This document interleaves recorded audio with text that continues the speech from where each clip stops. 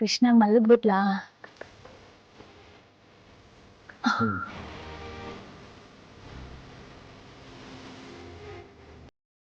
ನೀವ್ಯಾಕೆ ಒಂಥರ ಇದ್ದೀರಾ? ಅಪ್ಪನ ಶ್ರಾದ್ದಕ್ಕೆ ಇರಕ್ಕಾಗ್ತಿಲ್ಲ ಅಂತನಾ? ಮತ್ತೆ 8 ವರ್ಷದಿಂದ ನಾನು ಅಮ್ಮನ ಮುಖನೇ ನೋಡಿಲ್ಲ. ಮನೆಗೆ ಬಂದ ತಕ್ಷಣ ಅಮ್ಮ ಅಂತ ಅವ್ರನ್ನ ಮಾತಾಡಿಸಿ ಕಾಲಿಗೆ ಬಿದ್ದು ಕ್ಷಮೆ ಕೇಳಬೇಕು, ಅವ್ರ ಆಶೀರ್ವಾದ ಪಡಿಬೇಕು ಅಂತೆಲ್ಲ ಆಸೆ ಪಟ್ಕೊಂಡಿದ್ದೆ. ಆದರೆ ಮನೆಗೆ ಬಂದು 2 ದಿನ ಆದರೂ ಅವ್ರು ನೋಡೋದಿಲ್ಲ. ಅವರಿರೋ ದಿಕ್ಕಿಗೂ ನಾನು ಹೋಗೋಕ್ಕಾಗ್ತಿಲ್ಲ. ದೇವಿ ಭರವಸೆ ಕೊಟ್ಲಲ್ಲ, ಅವ್ರನ್ನ ಸಮಾಧಾನ ಮಾಡ್ತೀನಿ, ನಿಮಗೂ ಅವ್ರಿಗೂ ಕಾಂಪ್ರಮೈಸ್ ಮಾಡಿಸ್ತೀನಿ ಅಂತ. ಇಷ್ಟು ವರ್ಷನೇ ಕಾದಿದ್ದೀರಂತೆ, ಇನ್ನೊಂದು 2 ದಿನದಲ್ಲಿ ಏನಾಗುತ್ತೆ? ನೀವೀಗ ಆರಾಮಾಗಿ ಮಲ್ಕೊಳ್ಳಿ, ಎಲ್ಲ ಸರಿ ಹೋಗುತ್ತೆ.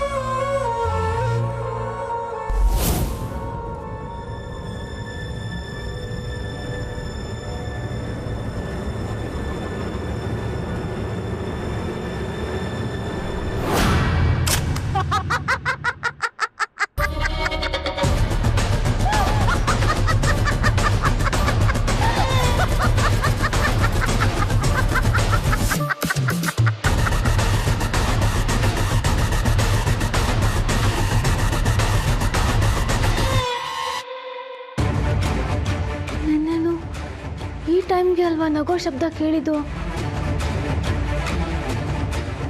ಶಿವ, ಇವ್ರಿಗಿವತ್ತು ಕೇಳಿಸ್ತಾ ಇಲ್ಲ.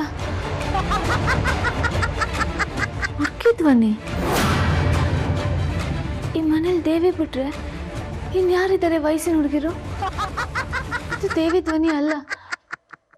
ಅವಳದ್ದು ಹೇಗಿರೋದಕ್ಕೆ ಸಾಧ್ಯ? ನೆನ್ನೆ ಅವಳ ಜೊತೆ ಮಾತಾಡ್ತಿರ್ಬೇಕಾದ್ರೂ ನಗು ಸೌಂಡ್ ಕೇಳ್ತಾ ಇತ್ತಲ್ಲ. ಬೇರೆ ಯಾರದು? ಯಾರು ಯಾರವರು?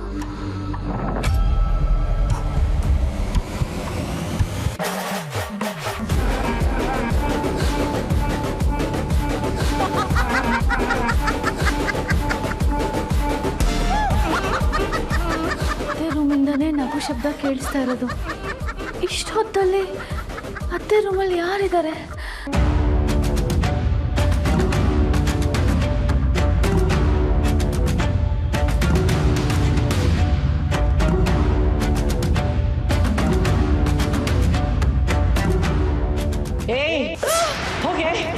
ಹೋಗಾಚೆ, ನನ್ನ ತೊಂದರೆ ಕೊಡ್ಬೇಡ.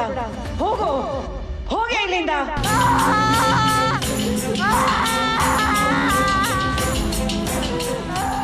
ನಗು ಶಬ್ದ, ಈಗಾಳು ಶಬ್ದ, ಯಾರಿದ್ದಾರೆ ಒಳಗಡೆ?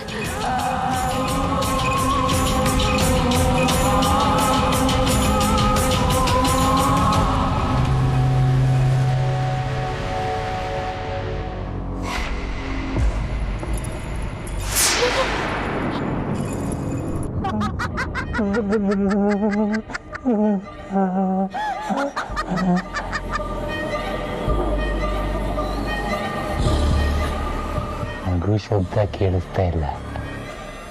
ಮೋಹಿನಿ ಹೊರಟೋಯ್ತು ಅನ್ಸುತ್ತೆ.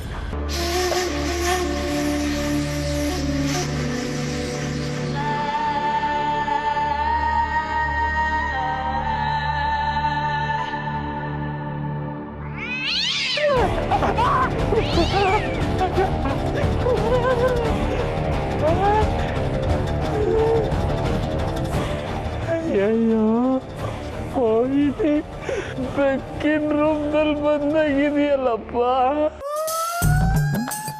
ವಯಸ್ಸಿನ ಹುಡುಗರ್ನ, ಅದು ಮದ್ವೆ ಆಗದೆ ಇರೋರ್ನ ಮೋಹಿನಿ ಬಿಡಲ್ಲ.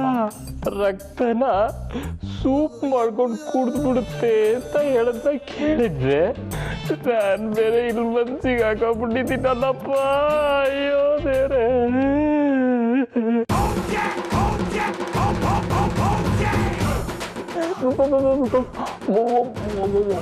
ಮೋಹಿನಿ,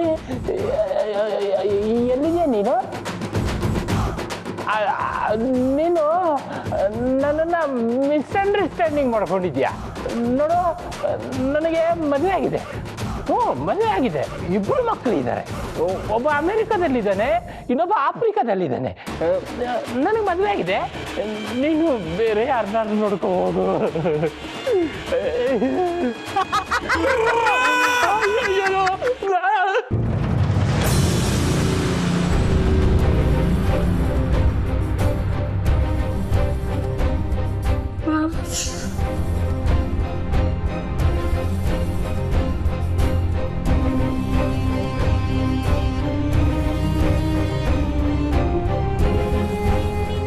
ನೀನು ಯಾಕಮ್ಮ ಅಲ್ಲಿಗೆ ಬರಕ್ಕೆ ಹೋದೆ? ಅದು ನಿಮ್ಮ ಮತ್ತೆ ಪದ್ಮಜ್ ಅವ್ರ ರೂಮ್. ಅಲ್ಲಿಗೆ ಬರೋಕ್ಕೆ ಯಾರಿಗೂ ಪರ್ಮಿಷನ್ ಇಲ್ಲ. ಪರ್ಮಿಷನಾ? ಏನು ಹೇಳ್ತಿದ್ದೀರಾ ಮಾವ? ಅವ್ರೇನು ಜೈಲಲ್ಲಿದ್ದಾರ ಪರ್ಮಿಷನ್ ತಗೊಳ್ಳೋದಕ್ಕೆ? ಇಷ್ಟಕ್ಕೂ ನನ್ನ ಅತ್ತೆನ ನಾನು ಮೀಟ್ ಮಾಡೋದಕ್ಕೆ ಯಾರು ಪರ್ಮಿಷನ್ ಯಾಕೆ ತಗೋಬೇಕು? ಈ ಪರ್ಮಿಷನ್ ಕೊಡೋ ಆಫೀಸರ್ ಯಾರು ಈ ಮನೇಲಿ? ಅದೆಲ್ಲ ಬಿಡಮ್ಮ. ನೀನು ಅಲ್ಲಿಗೆ ಯಾಕೆ ಬರೋಕ್ಕೆ ಹೋದೆ ಅದೇ ಹೇಳು. ನಿನ್ನೆ ರಾತ್ರಿ ಸುಮಾರು 11:45 ಸಮಯ ಯಾರೋ ಜೋರಾಗಿ ನಗೋ ಸೌಂಡ್ ಕೇಳಿಬಂತು. ಇವತ್ತು ಎಕ್ಸಾಕ್ಟ್ಲಿ ಅದೇ ಟೈಮ್ ಅಂದರೆ 11:45ಕ್ಕೆ ಯಾರೋ ನಗೋ ಸೌಂಡ್ ಕೇಳಿಸ್ತು. ಯಾರಪ್ಪ ಇಷ್ಟೊತ್ತಿಗೆ ಅಷ್ಟು ಜೋರಾಗಿ ನಗ್ತಾ ಇರೋದು ಅಂತ ಹುಡ್ಕೊಂಡು ಹೋದರೆ ಅತ್ತೆ ರೂಮಿಂದ ನಗೋ ಸೌಂಡ್ ಕೇಳಿಸ್ತಾ ಇತ್ತು ಮಾವ. ಆದರೆ ವಿಚಿತ್ರ ಏನು ಗೊತ್ತಾ, ಇವತ್ತು ನಗು ಸೌಂಡ್ ಜೊತೆ ಅಳೋ ಸೌಂಡು ಕೇಳಿಸ್ತಾ ಇತ್ತು. ಅಲ್ಲ ಯಾರು ಮಾವ ಇಷ್ಟು ರಾತ್ರಿ ಅವ್ರ ರೂಮಲ್ಲಿ ಹೋಗಿ ಹೀಗೆಲ್ಲ ಮಾಡ್ತಾ ಇರೋದು?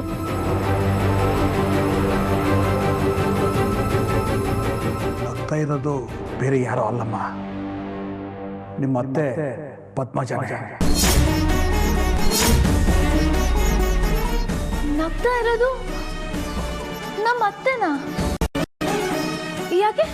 ಏನಾಗಿದೆ ಅವ್ರಿಗೆ? ಸಮಯ ಬಂದಾಗ ನಿಮಗೆ ಗೊತ್ತ. ಯಾವಾಗ ಮಾವ ಈ ಸಮಯ? ರಚನಾ, ಅದು ಅತ್ತೆ ಯಾಕೆ ಹಾಗೆ ನಗ್ತಾರೆ ಅಳ್ತಾರೆ ಅದು ಈ ಸಮಯಕ್ಕೆ ಅಂತ ನನಗೆ ಗೊತ್ತಾಗ್ಬೇಕು. ಹೇಳಿ ಮಾವ, ಇಲ್ಲ ಅಂದ್ರೆ ನಿಮ್ಮನ್ನ ಇಲ್ಲಿಂದ ಹೋಗೋದಕ್ಕೆ ನಾನು ಬಿಡಲ್ಲ. 8 ವರ್ಷದ ಹಿಂದೆ ನಿಂತ ನಿಲುವಲ್ಲಿ ನಿಮ್ಮತ್ತೆ ಸಂಜೀವನ ಮನೆಯಿಂದ ಹೊರಗೆ ಹಾಕಿದಾಗ ಸಮಯ 11:45. ಕರೆಕ್ಟಾಗಿ ರಾತ್ರಿ 11:45 ಅವನು ಮನೆ ಬಿಟ್ಟು ಹೋದ ಮೊದಲನೇ ದಿನವೇ ಅತ್ತಿಗೆ ರೂಮಿಂದ ಮೊದಲನೇ ಸಲ ನಗೋ ಶಬ್ದ ಕೆಳಗೆ ಶುರುವಾಯಿತು. ಸಂಜೀವನ ಮೇಲೆ ನಾನು ಗೆದ್ದೆ ಅಂತವರು ನಗ್ತಾ ಇದ್ದಾರ, ಅಥವಾ ತೋಳೆತ್ತರದ ಮಗನ ದೂರ ಮಾಡಿಕೊಂಡೆ ಅಂತ ಹೇಳ್ತಾ ಇದ್ದಾರ? ಇದು ಇವತ್ತಿನವರೆಗೂ ನನಗೆ ಗೊತ್ತೇ ಆಗಿಲ್ಲ. ಮೊದಲು ಅವ್ರು ನಗ್ತಾ ಇದ್ದಾಗ ಮಾನಸಿಕ ಒತ್ತಡದಲ್ಲಿದ್ದಾರೆ, ಟ್ರೀಟ್ಮೆಂಟ್ ಕೊಟ್ಟರೆ ಸರಿ ಹೋಗ್ತಾರೆ ಅಂತ ಅಂದ್ಕೊಂಡ್ವಿ. ಆದರೆ ಅದರಿಂದ ದೊಡ್ಡ ರೀತಿ ಪ್ರಯೋಜನ ಆಗಲಿಲ್ಲ. ಅವರ ಸ್ಥಿತಿ ಹದಗೆಡ್ತಾ ನಿಧಾನವಾಗಿ ಹುಚ್ಚರಾಗ್ಬಿಟ್ರು.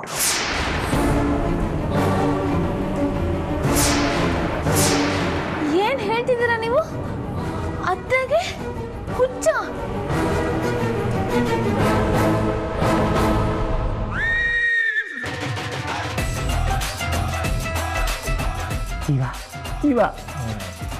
ಜೀವ ಎದಳ ಜೀವ. ಭಯಪಡ್ಬೇಡ, ನಾನು ಬಾಲ. ಲೇ, ನೀನು ಯಾಕೋ ಇಷ್ಟೊಂದು ಬಂದು ಡಿಸ್ಟರ್ಬ್ ಮಾಡ್ತಾ ಇದೆಯಾ? ಏನಾಯ್ತು ನನಗೆ? ಅದು ನನ್ನ ರೂಮಲ್ಲಿ ಮೋಹಿನಿನ ನನ್ನ ರೂಮ್ಗೆ ಮೋಹಿನಿ ಬಂದ್ಬಿಟ್ಟಿದ್ದಾಳೆ ಕಣೋ, ಬೆಕ್ಕಿನ ರೂಪದಲ್ಲಿ. ಮೋಹಿನಿ ಬೆಕ್ಕಿನ ರೂಪದಲ್ಲಿ ಬಂದ್ಲ? ಏ, ಎಂಥ ಕೆಟ್ಟ ಟೇಸ್ಟ್ ಮೋಹಿನಿದು. ಟೇಸ್ಟೇ ಇಲ್ಲ ಅವಳಿಗೆ, ಎಲ್ಲ ಬಿಟ್ಟು ಬೆಕ್ಕಿನ ರೂಪನ. ಲವ್ ಜೀವ, ನಾನು ಹೇಳೋದನ್ನ ಸ್ವಲ್ಪ ಸೀರಿಯಸ್ ಆಗಿ ಕೇಳಿಸ್ಕೊಳ. ನಾವು ನಿಂಗೆ ಹೆಂಗೆ ಹೇಳ್ಬಿಟ್ಟು ಅರ್ಥ ಮಾಡಿಸು ಅಂತ ಗೊತ್ತಾಗ್ತಾ ಇಲ್ಲ. ಕೆಲವೊತ್ತು ಅನುಭವಕ್ಕೆ ಬಂದ್ರೆ ಕಣ ಗೊತ್ತಾಗೋದು. ಫಲ ಇಲ್ಲಿ ಯಾ ದೆವ್ವನೂ ಇಲ್ಲ ಪವನೂ ಇಲ್ಲ ಕಣ. ಇದೆ ಕಾಣೋ, ಇದೆ. ಮಧ್ಯೆ ರಾತ್ರಿ ಆದ್ರೆ ಸಾಕು, ಅದು ನಕ್ಕೊಂಡು ಓಡಾಡ್ತಾ ಇರುತ್ತೆ ಕಣೋ. ಮತ್ತೆ ಅದು ನನಗೆ ಯಾಕೆ ಕೇಳಿಸ್ಲಿಲ್ಲಪ್ಪ? ಅದಕ್ಕೆ ಕೇಳಿಸ್ಲಿಲ್ಲ. ನಿನ್ನೆ ರತ್ನ ಅವ್ರಿಗೆ ಅದ್ ನಗು ಕೇಳಿ ಅವ್ರು ಹುಡ್ಕೊಂಡು ಹೋಗಿರ್ಲಿಲ್ವಾ? ಏನ್ರಿ ರತ್ನ ಮಗ ರತ್ನ ಎಲ್ಲ ಇಲ್ಲೇ ಇದ್ರು ಕಣ. ಅಯ್ಯೋ ಶಿವನೇ, ಮೋಹಿನಿ ಬರೀ ಹುಡುಗದ ಮಾತ್ರ ಅಟ್ಯಾಕ್ ಮಾಡೋದು ಅನ್ಕೊಂಡಿದ್ದೆ, ಈಗ ಹುಡುಗಿಯನ್ನು ಅಟ್ಯಾಕ್ ಮಾಡ್ತಾ ಇದೀಯಾ? ಎತ್ಕೊಂಡು ಹೋಗ್ಬಿಡ್ತು ಕಣ ಅವ್ರನ್ನ. ಮುಚ್ಚಬಾಯ್, ಅವ್ರಿಗೆ ನಿದ್ದೆ ಬಂದಿರಲ್ಲ, ಅದಕ್ಕೆ ಆಚೆಲ್ಲ ವಾಕ್ ಮಾಡ್ತಿರ್ತಾರೆ. ಬಾ ನೋಡೋಣ.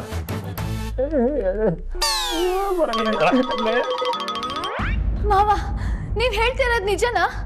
ಅತ್ತೆ ಹುಚ್ಚಿಡ್ತಿದ್ಯಾ? ಅವ್ರಿಗೆ ಹುಷಾರಿಲ್ಲ, ಅದಕ್ಕೆ ಒಳಗಿದ್ದಾರೆ ಅಂತ ಅವರು ಇವರು ಹೇಳಿದ್ದನ್ನ ಕೇಳಿ ನಾನು ಅದನ್ನೇ ನಂಬಿದ್ದೆ ಮಾವ.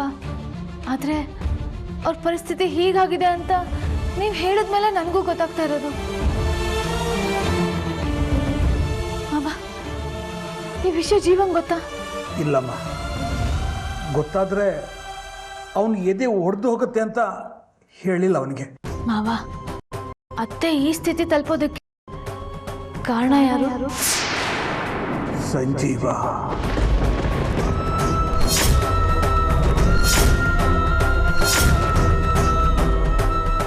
ತಾಯಿಯಾದವಳು 2 ಮಕ್ಕಳಿದ್ರು 4 ಮಕ್ಕಳಿದ್ರು ಪಕ್ಷಪಾತ ಮಾಡದೆ ಸಮಾನವಾಗಿ ಪ್ರೀತಿಸ್ತಾಳೆ. ನಮ್ಮತ್ತಿಗೆ ಪದ್ಮಜವರು ಹಾಗೇನೆ. ಅವರು ರಾಣಾ ಮತ್ತು ಸಂಜೀವನ 2 ಕಣ್ಣುಗಳ ಹಾಗೆ ಪ್ರೀತಿಸ್ತಾ ಇದ್ರು. ಅದರಲ್ಲೂ ಸಂಜೀವ್ ಅಂದರೆ 1 ಹಿಡಿ ಪ್ರೀತಿ ಜಾಸ್ತಿ ಅವರಿಗೆ. ಆದರೆ ಸಂಜೀವ ಅವ್ರ ನಂಬಿಕೆನ ಉಳಿಸ್ಕೊಳ್ಳಿಲ್ಲ, ರಾಣಗೆ ಅನ್ಯಾಯ ಮಾಡಿಬಿಟ್ಟ. ಅದನ್ನು ತಡ್ಕೊಳ್ಳೋಕ್ಕೆ ಅತ್ತಿಗೆ ಆಗಲೇ ಇಲ್ಲ. ನಾನು ಇದನ್ನ ನಂಬಲ್ಲ. ಜೀವ ಯಾರಿಗಾದ್ರೂ ಅನ್ಯಾಯ ಮಾಡಿದ್ದಾರೆ ಅಂದ್ರೆ ನಾನು ಅದನ್ನ ನಂಬಲ್ಲ. ನನ್ನ ಲೈಫಲ್ಲಿ ಸ್ವಾರ್ಥನೇ ಇಲ್ಲದೆ ಇರೋ ಒಬ್ಬ ಮನುಷ್ಯನ ನಾನು ನೋಡಿದ್ದೀನಿ ಅಂದ್ರೆ ಅದು ಜೀವ ಮಾತ್ರನೇ.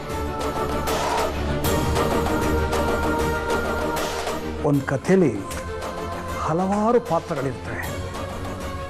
ಒಂದೊಂದು ಪಾತ್ರನೂ ಒಂದೊಂದು ಥರ. ನೋಡೋರ ಕಣ್ಣಿಗೆ ದೇವ್ರ ಥರ ಕಾಣೋ ಪಾತ್ರ ಮತ್ತೊಬ್ಬರ ಕಣ್ಣಿಗೆ ರಾಕ್ಷಸನ ಥರ ಕಾಣ್ಬೋದು. ಎಲ್ಲ ಅವರವರ ಕಲ್ಪನೆ ಬಿಟ್ಟಿತ್ತು, ಅವರವರ ಪರ್ಸೆಪ್ಷನ್ ಅವರವರಿಗೆ.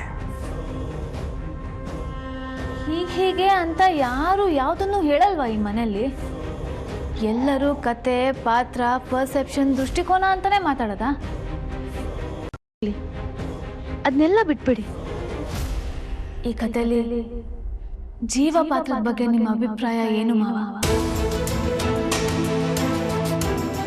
ನೀವು ಅವ್ರ ಚಿಕ್ಕಪ್ಪ, ಅವ್ರನ್ನ ಚಿಕ್ಕ ವಯಸ್ಸಿಂದ ನೋಡಿರೋರು, ಅವ್ರನ್ನ ಆಡಿಸಿ ಎತ್ತಿ ಬೆಳೆಸಿರೋರು. ಅವ್ರ ಗುಣ ಸ್ವಭಾವ ಎಲ್ಲ ನನಗಿಂತ ಚೆನ್ನಾಗಿ ನಿಮಗೆ ಗೊತ್ತಿರೋದು. ಹೇಳಿ ಮಾವ, ಈ ಕಥೆಯಲ್ಲಿ ಬರೋ ಜೀವ ಎಂಥವ್ರು?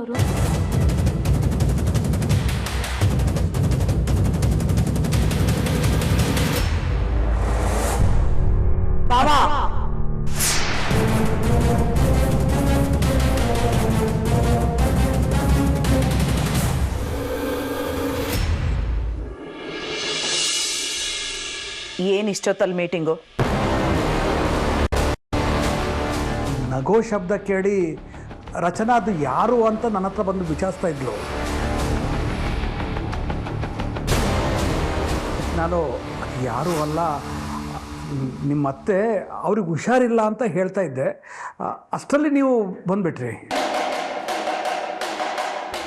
ಬಂದಿದ ತಕ್ಷಣ ಮನೆ ವಿಷಯಗಳೆಲ್ಲ ನನಗೆ ಗೊತ್ತಾಗಬೇಕು ಅನ್ನೋ ಕ್ಯೂರಿಯಾಸಿಟಿ ಬೇಡ ರಚನಾ. ಅದರಲ್ಲೂ ಪದ್ಮಜ ಅಕ್ಕನಿಂದ ಸ್ವಲ್ಪ ದೂರ ಇರು. ನಿನ್ನ ಕಣ್ಣಿಗೆ ಕಾಣೋ ಅಷ್ಟು ಸರಳವಾಗಿಲ್ಲ ಈ ಮನೆ. ಮೊದಲು ಮನೆಯವ್ರ ಜೊತೆನಲ್ಲೆಲ್ಲ ಬೆರಿ, ಅರ್ಥ ಮಾಡ್ಕೊ. ಮನೆಗೆ ಒಳ್ಳೆ ಸೊಸೆ ಅನ್ನಿಸ್ಕೊಂಡು ನಂಬಿಕೆ ಗಳಿಸ್ಕೊ. ಅದಾದ್ಮೇಲೆ ನಿಧಾನಕ್ಕೆಲ್ಲ ನಿನಗೆ ಗೊತ್ತಾಗತ್ತೆ. ಅಲ್ಲಿವರೆಗೂ ಈ ಅತಿ ಉತ್ಸಾಹ ಬೇಡ. ಹೇಳೋದು ಅರ್ಥ ಆಗ್ತಿದೆಯಾ? ಹೊತ್ತಾಗಿದೆ, ಹೋಗಿ ಮಲ್ಗಿ.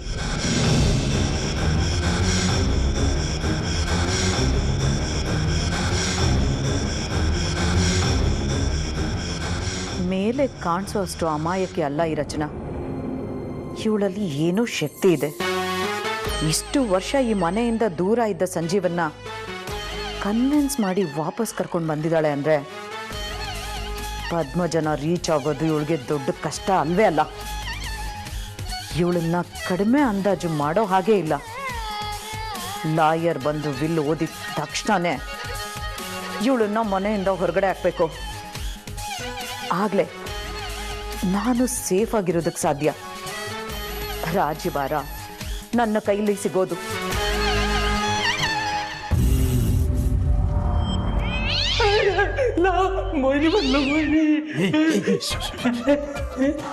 ಮನೆಯವರೆಲ್ಲ ಮಲಗಿದ್ದಾರೆ. ನೀನು ಕಿರ್ಚಿ ಕೂಗಾಡಿ ಅವ್ರನ್ನ ಎಬ್ಬಿಸ್ಬೇಡ, ಸುಮ್ಮನೆ ಬರ. ನನ್ನ ಮಾತನ್ನ ಯಾಕೋ ನೀನು ನಂಬರ್ಲಿಲ್ಲ? ನಿನಗೆ ಸೌಂಡ್ ಕೇಳಿಸ್ತಿಲ್ವಾ? ನನಗೆ ಯಾವ ಸೌಂಡು ಕೇಳಿಸಿಲ್ಲ. ಬಾ. ನಿನ್ನ ಕಿವಿಗೆ ಏನು ಆಗಿದೆ ಕಣ? ಮೊದಲು ಟೆಸ್ಟ್ ಮಾಡಿಸ್ಬೇಕು. ಹೌದು ಕಣೋ, ಮೊದಲು ಟೆಸ್ಟ್ ಮಾಡಿಸ್ಬೇಕು. ನನ್ನಲ್ಲ, ನಿನ್ನ. ಮೊದಲು ನಿನ್ನ ಒಬ್ಬ ಸೈಕಿಯಾಟ್ರಿಸ್ಟ್ ಹತ್ರ ತೋರಿಸ್ಬೇಕು. ತುಂಬಾ ಅರ್ಜೆಂಟ್ ಇದೆ ಅದು. ನಡಿ. ಮಾವ, ನಿಮಗೆ ಕನಕಾಂಬರಿ ಅತ್ತೆ ಕಂಡ್ರೆ ಹೆದರಿಕೆನಾ? ಜೀವ ಬಗ್ಗೆ ಏನೋ ಹೇಳೋದಿಕ್ಕೆ ಅಂತ ಬಂದವರು ಕನಕಾಂಬರಿ ಅತ್ತೆನ ನೋಡಿದ ತಕ್ಷಣ ಚಕ್ ಅಂತ ಆಫ್ ಆಗ್ಬಿಟ್ರಿ. ಮುಖದಲ್ಲಿ ಒಂಥರ ಟೆನ್ಷನ್, ಭಯ ಕಾಣಿಸ್ತಾ ಇತ್ತು. ಇದನ್ನೇ ನಾನು ಆಗಲೇ ದೃಷ್ಟಿಕೋನ ಅಂದಿತ್ತು. ನಾನು ಕನಕಾಂಬರಿ ನೋಡಿ ಹೆದರ್ಕೊಂಡೆ ಅಂತ ನೀನು ಹೇಗೆ ಅಂದ್ಕೊಂಡೆ? ಇಷ್ಟೊತ್ತಲ್ಲಿ ನೀನು ಪದ್ಮಜ ಅತ್ತಿಗೆ ರೂಮ್ ಹತ್ರ ಹೋಗಿದ್ಯಾಕೆ? ನಗು ಶಬ್ದ ಕೇಳಿ. ಅದಕ್ಕೆ ಕಾರಣ ಏನು? ಅವ್ರಿಗೆ ಹುಷಾರಿಲ್ಲ. ಕನಕಾಂಬರಿ ಮುಂದೆ ನಾನು ಈ ವಿಷಯನ ಅವಾಯ್ಡ್ ಮಾಡಿದ್ನ? ಹೇಳ್ದೆ ತಾನೇ? ಕನಕಾಂಬರಿ ಹೇಳ್ತಿರೋದು ನನಗೂ ಸರಿ ಅನಿಸುತ್ತೆ. ಒಂದು ಸ್ವಲ್ಪ ದಿವಸ ಸೈಲೆಂಟಾಗಿ ಒಬ್ಸರ್ವ್ ಮಾಡು. ಯಾರೂ ಏನು ಹೇಳ್ದೆ ಎಲ್ಲ ವಿಚಾರವು ನಿನಗೆ ಒಂದೊಂದಾಗಿ ನಿನ್ನ ಗಮನಕ್ಕೆ ಬರ್ತಾ ಹೋಗುತ್ತೆ. ಹಾಗೆ ಮಾಡ್ತೀನಿ. ಆದರೆ ಆಗಲೇ ಅರ್ಧಕ್ಕೆ ನಿಲ್ಲಿಸಿದ್ರಲ್ಲ, ಅದನ್ನು ಮುಗಿಸಿ. ಈ ಕಥೆಯಲ್ಲಿ ಜೀವ ಪಾತ್ರದ ಬಗ್ಗೆ ನಿಮ್ಮ ನಿಲುವೇನು ಅಂತ ಕೇಳಿದ್ದೆ. ಅಷ್ಟರಲ್ಲೇ ಕನಕಾಂಬರಿ ಅತ್ತೆ ಬಂದರು, ಮಾತು ಮುಗೀತು. ರಚನಾ, ನಿದ್ದೆ ಬರ್ತಿದೆ, ಹೋಗೋಣವಾ? ನನಗೆ ಉತ್ತರ ಕೊಟ್ಟು ನೀವು ಧಾರಾಳವಾಗಿ ಹೋಗಿ ಮಲ್ಕೊಳ್ಳಿ ಮಾವ. ನಿಮ್ಮ ಕಣ್ಣಲ್ಲಿ ಜೀವ ಪಾತ್ರ ಏನು? ನಾನು ನನ್ನ ಜೀವನ ಶ್ರೀರಾಮಚಂದ್ರ ಅಂತ ಭಾವಿಸ್ಕೊಂಡಿದ್ದೀನಿ. ನಿಮಗವ್ರು ಹೇಗೆ ಕಾಣಿಸ್ತಾರೆ? ರಾಮಂತರನ, ರಾವಣಂತರನ?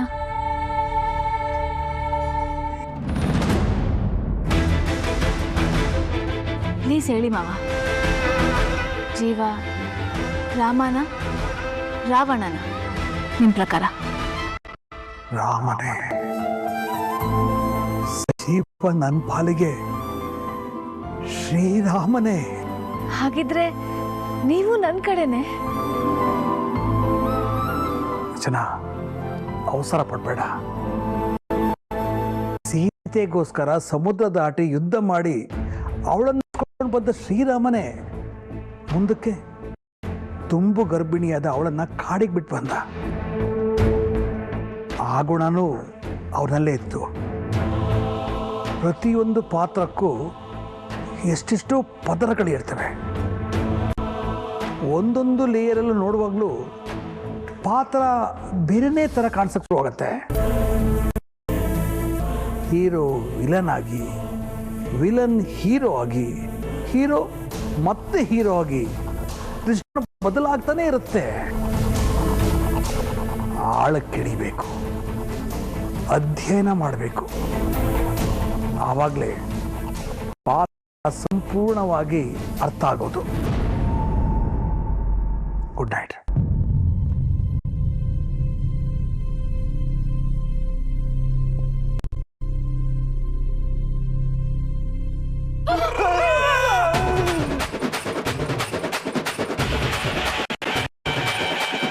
ರಚನಾ, ಇಲ್ಲಾಕೆ ಬಂದು ನಿಂತ್ಕೊಂಡಿದ್ದೀರಾ? ನಾನು ಹೇಳಿಲ್ವಾ, ಅವರು ನಿಜವಾಗ್ಲೂ ದೆವ್ವದ ನಗು ಕೇಳಿಸ್ಕೊಂಡೇ ಇಲ್ಲಿ ಬಂದು ನಿಂತಿರ್ತಾರೆ. ನಿಮ್ಗಂತೂ ಸಿಕ್ಕಾಪಟ್ಟೆ ಧೈರ್ಯ ರಚನಾ. ರಚನಾ, ಇವನು ಹೇಳ್ತಾ ಇರೋದು ನಿಜನಾ? ನಿಮಗೆ ನಗು ಸೌಂಡ್ ಕೇಳಿಸ್ತಾ? ಅವ್ರ ಸ್ಥಿತಿ ಹದಗೆಡ್ತಾ ನಿಧಾನವಾಗಿ ಹುಚ್ಚರಾಗ್ಬಿಟ್ರು.